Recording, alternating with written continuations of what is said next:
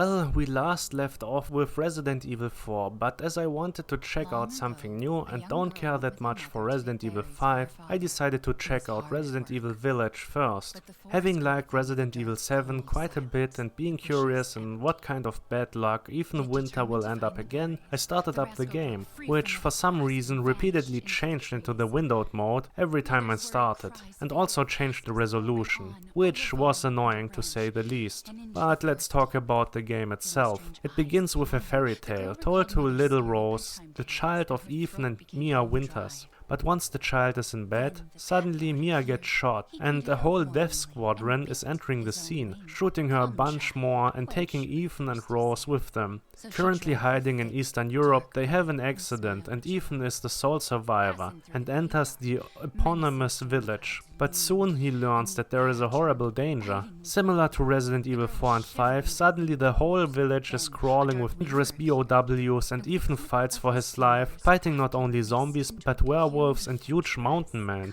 It's like he is in a demented, twisted fairy tale all of a sudden. Barely surviving this encounter and low on ammo and herbs, he gets some help by the enormous traveling merchant the Duke, who trades with him and provides weapons. You can also hunt animals and soon have him cook meals that he shares, and that can be used as upgrades on Ethan on top of the weapons upgrades.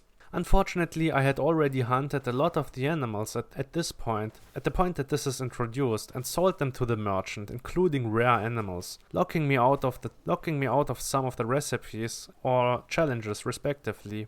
The upgrades, weapons and item system basically works the same as in part 4 and 5, leaning to the more action-packed parts. You have your briefcase that you can upgrade to carry more items. You have also a simple crafting system with which you can create ammo, health items and explosives.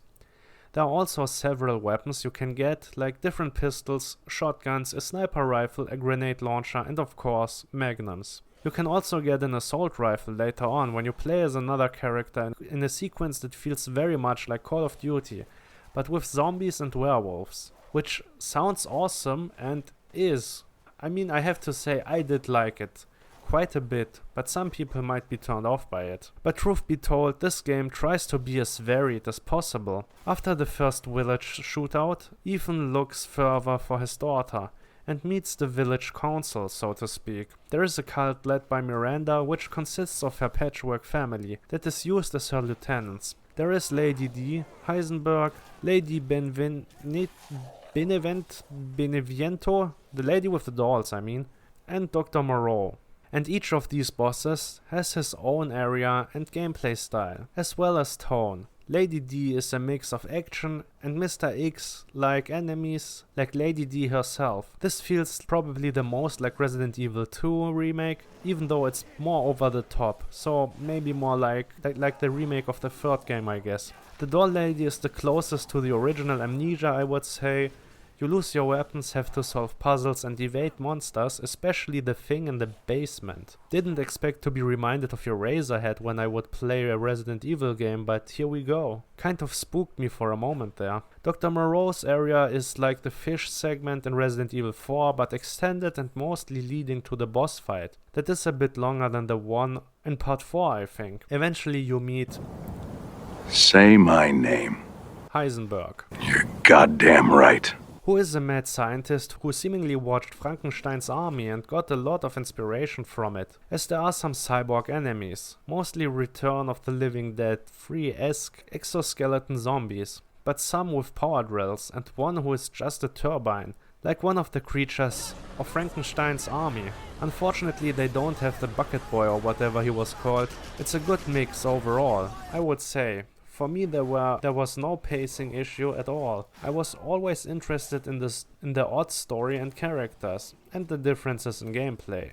Only more time for each character would have been nice. And an overall maybe a little bit better written story. I think only Heisenberg gets enough time so we learn about what is going on with him. But there is also a very action-packed sequence in which we run through the village with an AK and a pimped out pistol, just shooting monsters left and right. The story is interesting but really weird even for a Resident Evil story.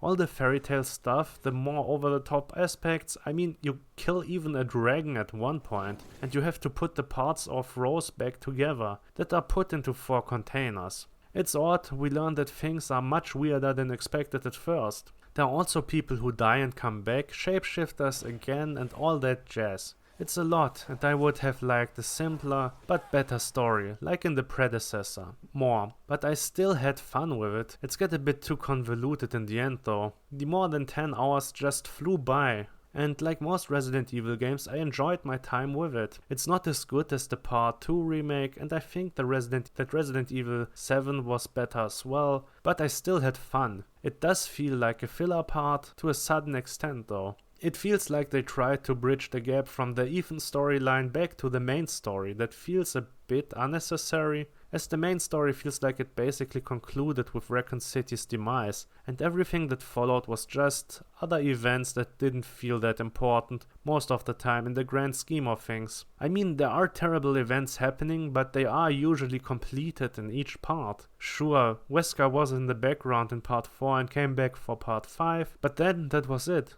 And the stories are just a mess.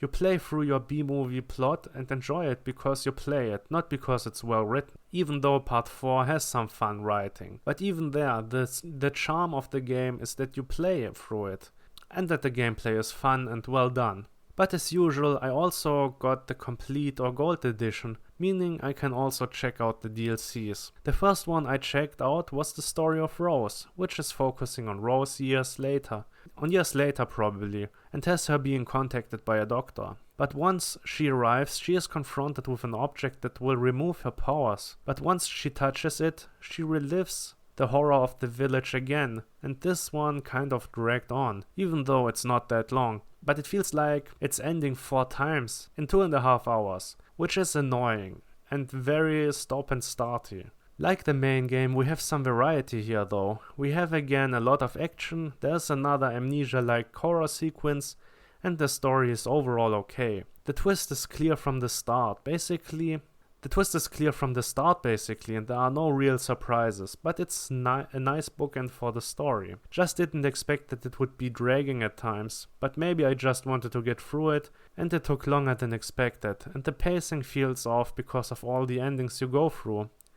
Still overall nice, and you get a lot of bang for your buck. You can also check out the Mercenaries mode, which is cool, but as always I played it only for a little bit, but maybe one day I return and play it some more. It's fun, but just chasing the high score. You also have a lot of content in general here. Unlockables that you get by unlocking them first and then buying them with points. While not quite staying on the same level as the predecessor, Resident Evil Village still manages to be a lot of fun, and I enjoyed my time in the village. It's a bloody romp, it's fun, it has variety, and poor Ethan once again gets beaten up a lot and survives unbelievable injuries once again. And we actually get an explanation for that. That is more believable than what we had heard in Resident Evil 7.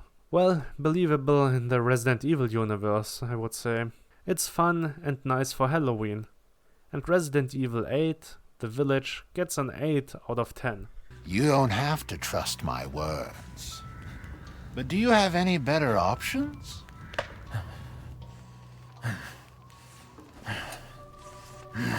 Your choice. The customer is always right, after all.